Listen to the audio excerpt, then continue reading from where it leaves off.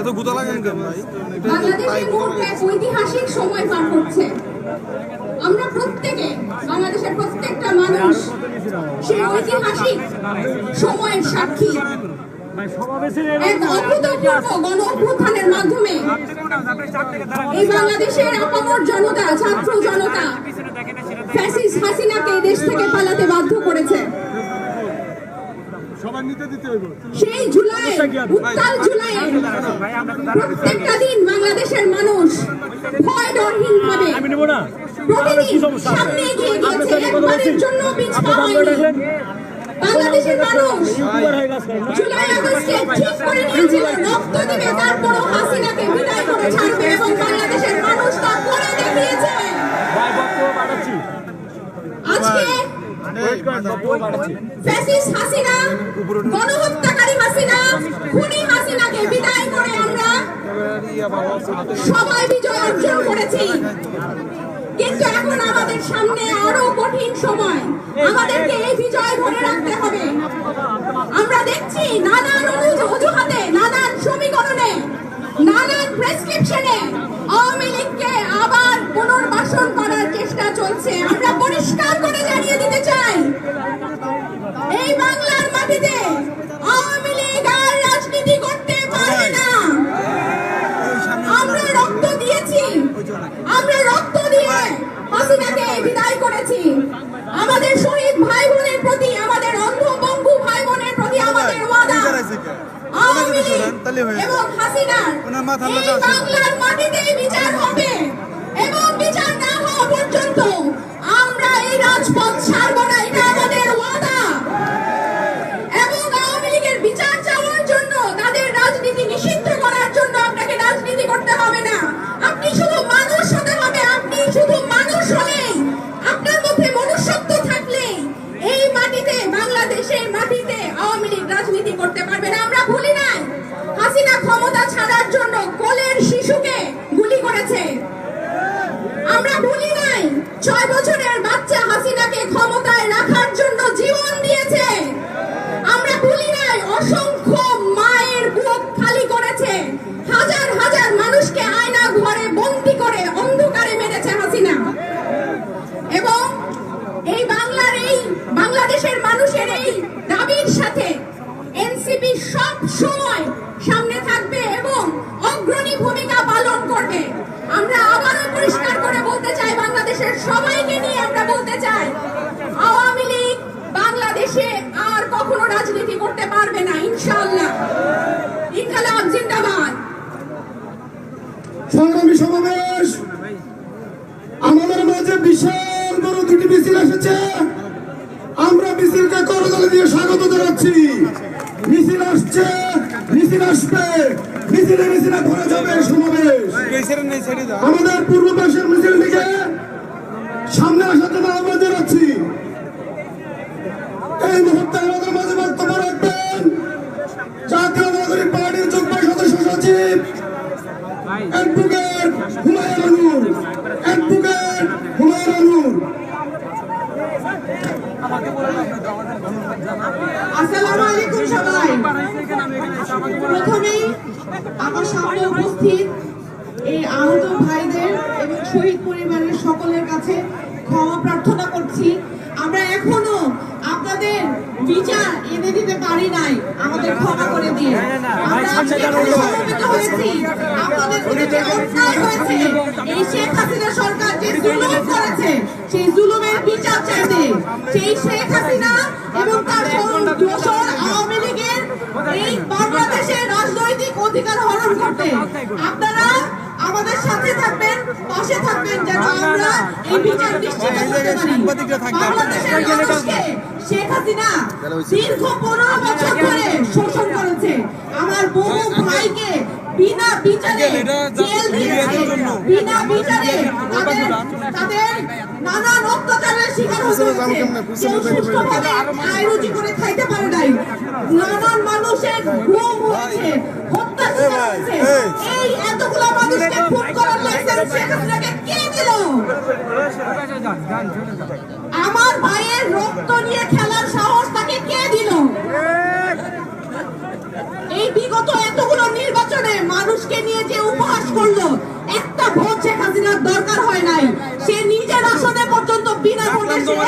জিতে এই সংসদে আসন গ্রহণ করেছে। সেই ঘটনার আবারও হোক।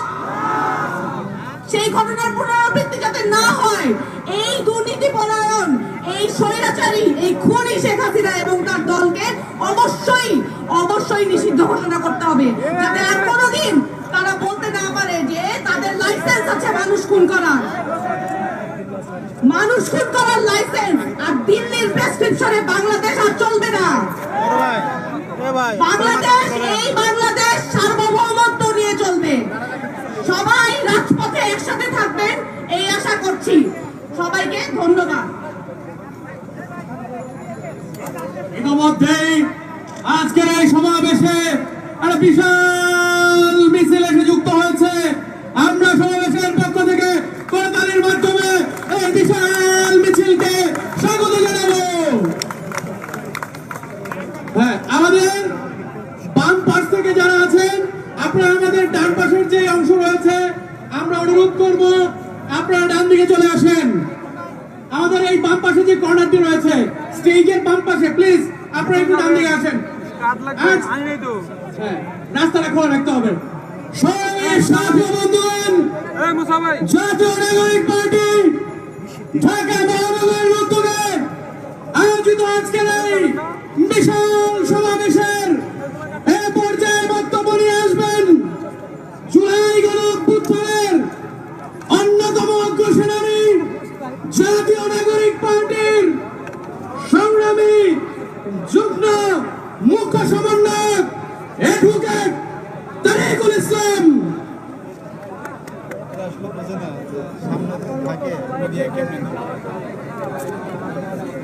মুজিববাদ মুর্দাবাদ, ইনকিলাব। মুজিববাদ মুর্দাবাদ, ইনকিলাব। আমাদের 24 পরবর্তী বাংলাদেশে কি আমরা আওয়ামী লীগকে রাজনীতি করতে দিতে চাই? আমরা কি আওয়ামী লীগের নিষিদ্ধকরণ চাই? স্লোগান কি হবে? 24-এর বাংলায় আওয়ামী লীগের ঠাঁই নাই। 24-এর বাংলায়, 24-এর বাংলায় আওয়ামী লীগের ঠাঁই নাই, হত্যাকারীর ঠাঁই নাই। এই আওয়ামী লীগের ঠিকানা এই বাংলায় হবে না।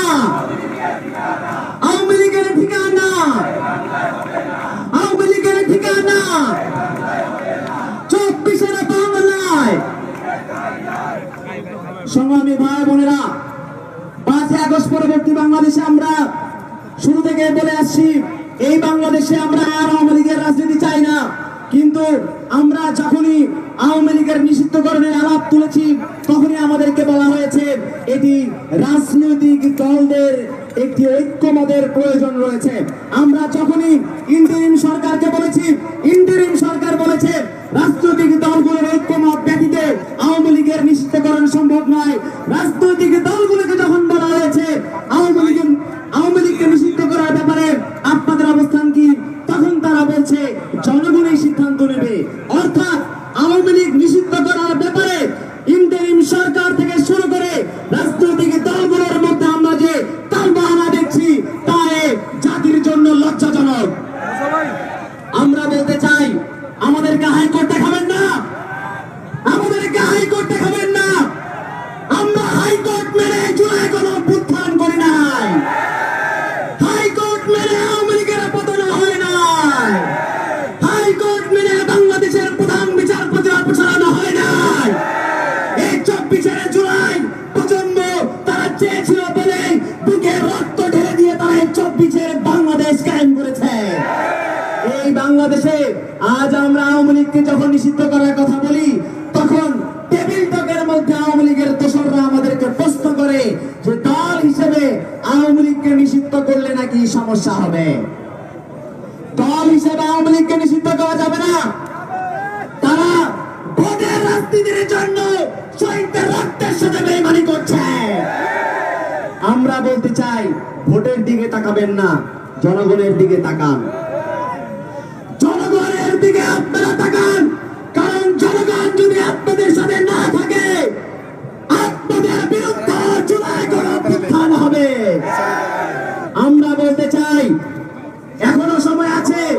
এই আওয়ামী লীগ, যে আওয়ামী লীগ আমাদের এই বাংলাদেশের জন্মের পরে প্রথম ফ্যাসিস্ট স্বৈরাচারের জন্ম দিয়েছিল, যে আওয়ামী লীগ গত 16 বছর ধরে বাংলাদেশের মধ্যে নারকীয় ফ্যাসিবাদ কায়েম করেছিল, যে আওয়ামী লীগ এই বাংলাদেশের 56,000 বর্গ মাইলকে ভারতের চাকর রাষ্ট্রে পরিণত করেছিল, সেই আওয়ামী লীগকে কেন নিষিদ্ধ করা হবে না? জুলাই প্রজন্ম তা জানতে চায়। অবিলম্বে আওয়ামী লীগকে নিষিদ্ধ করতে হবে। কোন আমলাতান্ত্রিক জটিলতার মধ্যে আমরা আওয়ামী লীগের নিষিদ্ধকরণকে দেখতে চাই না। আমরা চাই এই ইন্টারিম সরকার সহ বাংলাদেশের যত রাজনৈতিক দল রয়েছে সবাই ঐক্যমতের ভিত্তিতে আওয়ামী লীগকে নিষিদ্ধ করতে হবে এবং 24 জুলাই আকাঙ্ক্ষা বাস্তবায়ন করার জন্য আওয়ামী লীগকে অবশ্যই নিষিদ্ধ করতে হবে। Action action action action! এই আওয়ামী লীগের বিরুদ্ধে, আওয়ামী লীগের বিরুদ্ধে, এই আওয়ামী লীগের বিরুদ্ধে দিয়েছি তো রক্ত, দিয়েছি তো রক্ত। আমরা একটি কথা বলতে চাই, অনেকেই বলছেন যে সংস্কার কেন প্রয়োজন। আমরা বলতে চাই আগে বিচার, তারপর সংস্কার, তারপরে নির্বাচনে যেতে হবে। এই মুহূর্তে দরকার ভাই আপনার ভিতরে যান না, বিচার আর সংস্কার। আপনি এই মুহূর্তে দরকার, এক সাইডে যান না, এই মুহূর্তে দরকার। ভালো এই চালো রে চালো, চালো রে চালো। এই আওয়ামী লীগের গদিতে ইনকিলাব জিন্দাবাদ। ভাই মাথাটা সংগ্রামী সমাবেশ, জাতীয় নাগরিক পার্টির সিনিয়র যুগ্ম আহ্বায়ক আরিফুল ইসলাম আদিবের নেতৃত্বে মিরপুর থেকে একটি বিশাল মিছিল এসেছে। আমরা মিছিলকে করতালি দিয়ে স্বাগত জানাই। একটু জায়গা দিয়ে দেন, এখানে বসুন ভিতরে। সংগ্রামী সাথী বন্ধুগণ, ইতিমধ্যেই জাতীয় নাগরিক পার্টি ঢাকা মহানগরের উত্তর থেকে আরে ভিতরে চলে যাও, ওই ভাই যাও, আমরা ভিতরে চলে যাও, আমরা দিক দিয়ে বসবো। বসতে দেবে না তো মামা। সংগ্রামী সাথী বন্ধুগণ, আজকের এই সমাবেশের এই পর্যায়ে বক্তব্য নিয়ে আসবেন জুলাই গণ অভ্যুত্থান যখন আমাদের কাছে নিষ্ফল হয়ে গিয়েছিল, তখন যে বারুদ চলে এসেছিল, সেই বারুদ জাতীয় নাগরিক পার্টির